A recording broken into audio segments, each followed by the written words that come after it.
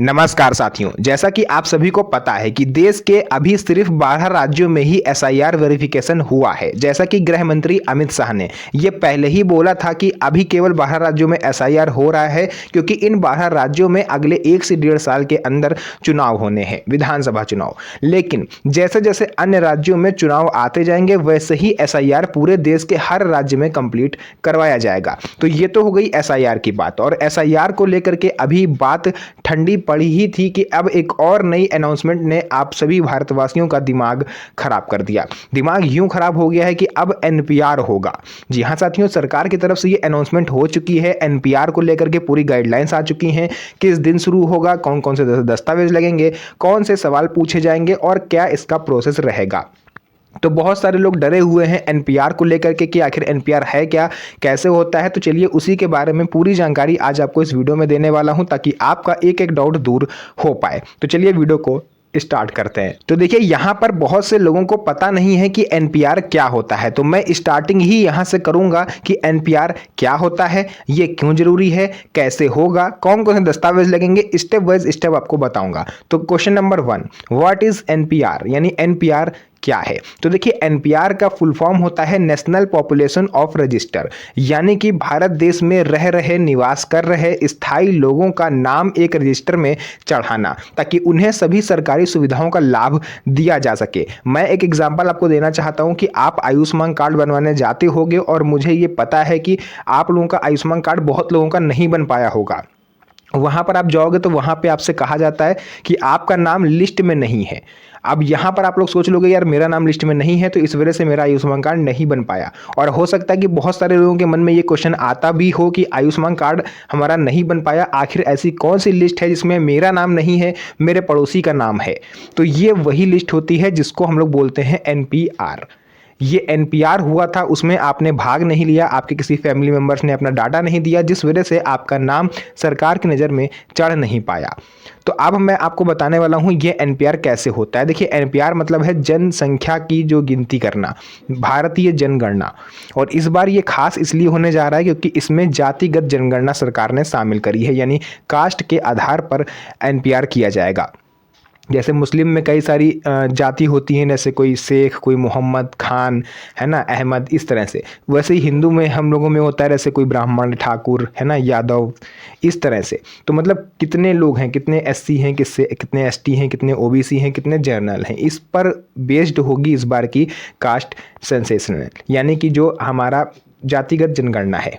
अब मैं यहाँ पर आपको पूरा डिटेल से बताने वाला हूँ कि इसमें आपके कौन कौन से क्वेश्चन पूछे जाते हैं, कौन कौन से डॉक्यूमेंट आपको दिखाने पड़ते हैं। तो पहले तो ये जान लीजिए कि ये कोई नई चीज़ नहीं है, ये पहले भी हो चुकी है। 2010-2011 में इसको किया गया था, और इसका ये रूल है कि अगर हम लोग संविधान के हिसाब से देखें तो इसमें हर 10 साल पर ये सेंसस जो होती है, जनगणना, ये होना कंपलसरी है। अगर ये 10वें साल पर नहीं हो रही है तो इसका मतलब ये है कि कोई ना कोई गलती सरकार की तरफ से हो रही है।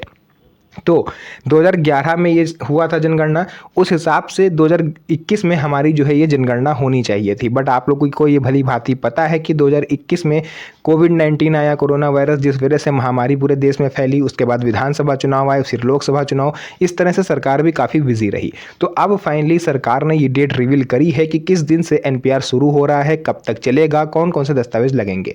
तो पहले तो जान लीजिए ये शुरू कब से हो रहा है। तो एनपीआर की शुरुआत हो रही है 1 अक्टूबर से, यानी कि ये 2 चरणों में किया जाएगा। पहला 1 अक्टूबर से शुरू होगा और दूसरा चरण शुरू होगा 1 मार्च से, 1 मार्च 2027 से, है ना, 1 अक्टूबर 2026 से।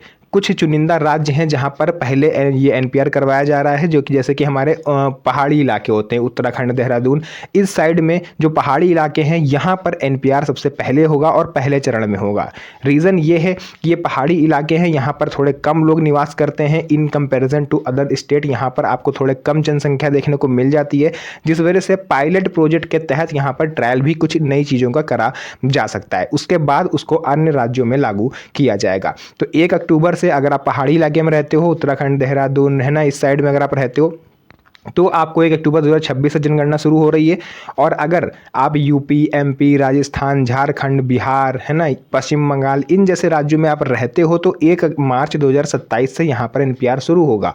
और सबसे बड़ी बात यह है कि अभी लगभग 8 से 10 महीने हैं एनपीआर होने में, तो ये टाइम है आपको अपने डॉक्यूमेंट कलेक्ट करने का।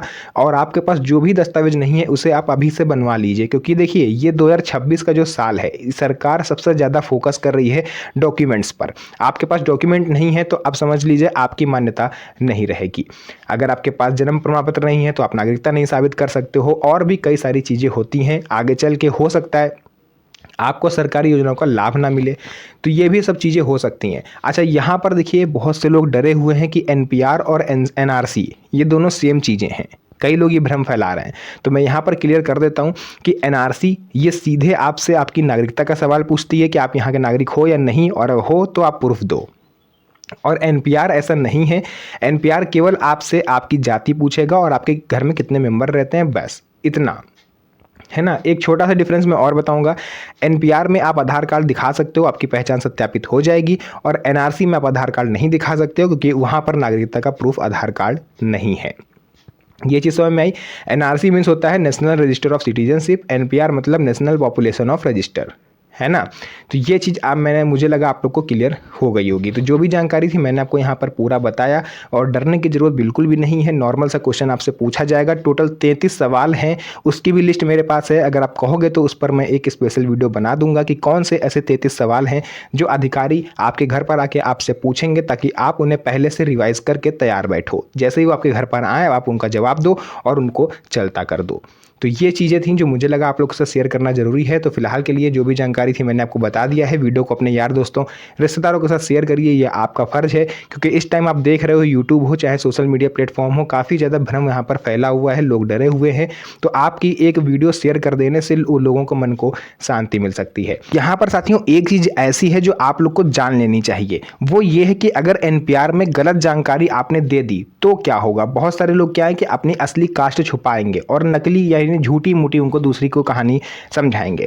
तो यहाँ पर आपको क्या करना है, अगर कोई व्यक्ति सवालों का सही जवाब नहीं देता है या फिर घर पर आए अधिकारी को उलझाने की कोशिश करता है, तो उस व्यक्ति पर कानूनी कार्रवाई करी जा सकती है और आपको जेल भी जाना पड़ सकता है। इसके अलावा अगर आपने गलत जानकारी दे दी तो कानूनी कार्रवाई तो होगी या होगी, अगर वो आप नहीं पकड़ में आते हो तो आपको नुकसान होगा। आगे चल के आपको सरकारी योजनाओं का लाभ मिलना बंद हो सकता है, आपको पहचान संबंधी खतरा आपके ऊपर मंडरा सकता है।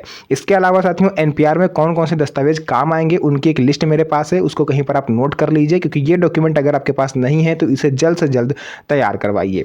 पहला, जब अधिकारी आपके घर पर आएँ तो सबसे पहले वो आपसे कुछ दस्तावेजों की मांग करेंगे, जिसमें नंबर 1 पर आता है आधार कार्ड, नंबर 2 पर आता है वोटर आईडी कार्ड, नंबर 3 पर आता है पैन कार्ड, फिर जन्म प्रमाण पत्र और फिर राशन कार्ड। और अगर ये आपके पास हैं तो अगर आपके पास निवास प्रमाण पत्र होगा या जाति प्रमाण पत्र होगा तो और भी बेटर रहेगा। तो ये थे दस्तावेज जिनकी तैयारी आपको अभी से करनी चाहिए, क्योंकि 8 से 10 महीने अभी भी आपके पास हैं। अगर आप पहाड़ी इलाकों में नहीं आते हो तो 1 मार्च 2027 से शुरू होगा, आपके पास लगभग 1 साल अभी भी है, तो इसमें आप ये तैयारियां कर सकते हो। इसके अलावा जो भी चीज़ें थी मैंने आपको बता दी। तो फिलहाल के लिए आज की इस वीडियो को यहीं तक रखते हैं, फिर से मुलाकात होगी आप सभी से एक और नई मज़ेदार वीडियो में। तब तक के लिए धन्यवाद, जय हिंद।